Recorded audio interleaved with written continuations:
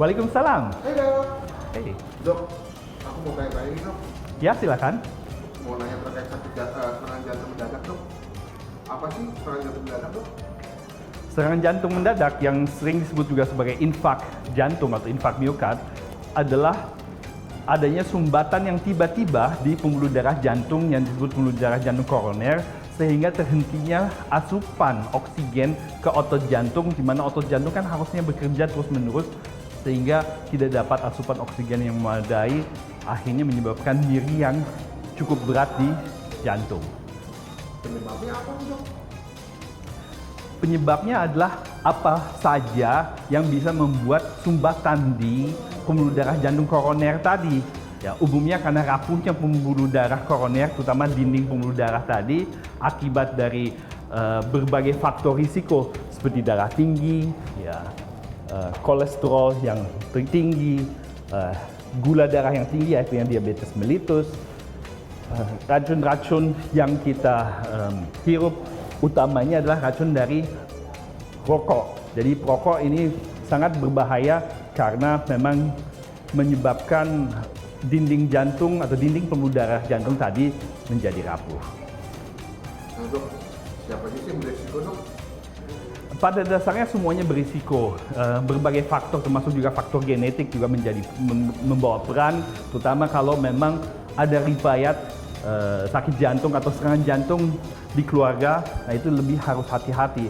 Tapi lebih banyak yang berisiko adalah pasien-pasien yang tidak terkontrol darah tingginya, tidak terkontrol diabetes atau gula darahnya, tidak terkontrol kolesterolnya, dan yang salah satu yang utama adalah rokok.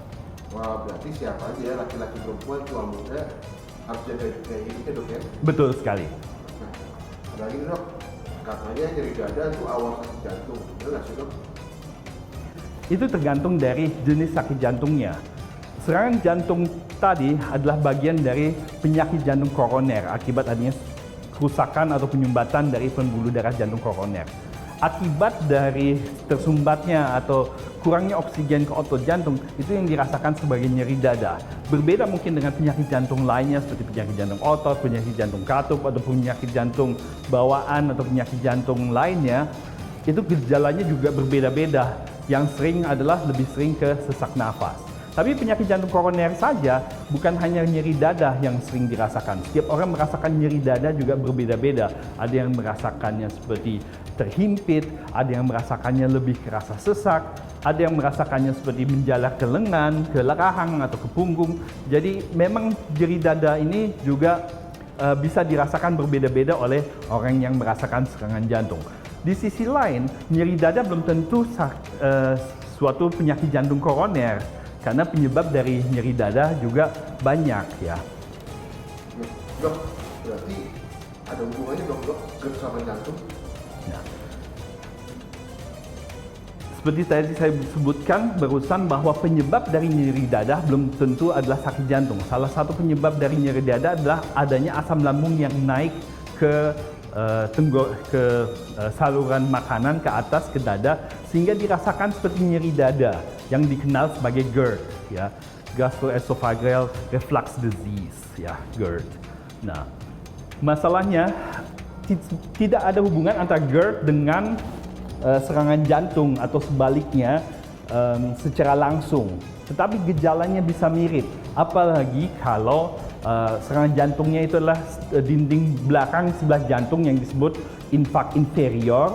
Itu dirasakan mirip sekali seperti sakit lambung, yaitu nyeri di ulu hati yang bisa menjalar ke dada sebelah atas. Ya. Jadi sering keluhan antara GERD atau lambung disalahartikan sebagai serangan jantung, atau sebaliknya serangan jantung yang sebenarnya adalah suatu kegawatan sering dibilang oh ini sakit lambung saja. Jadi di sisi lain kita juga harus hati-hati dalam menilai seseorang dengan nyeri dada atau sakit lambung, karena bisa saja sebenarnya dia adalah suatu serangan jantung, ya. Oleh karena itu perlu dilakukan pemeriksaan lebih lanjut oleh dokter jantung, atau bila ini adalah kegawatan segera ke bagian gawat darurat dari rumah sakit terdekat. Wah, berarti walaupun gejalanya mirip, Berarti bukan saudara dok ya? Ya, bukan. Nah, saat ini kan sudah berpuasa nih dok. Ya. Bagaimana tipsnya dok untuk menjaga kesehatan jantung dok? Kita saat berpuasa ada kecenderungan memang jadi mager atau malas gerak. Nah, itu yang perlu dihindari. Tetap harus aktivitas seperti sedia kala.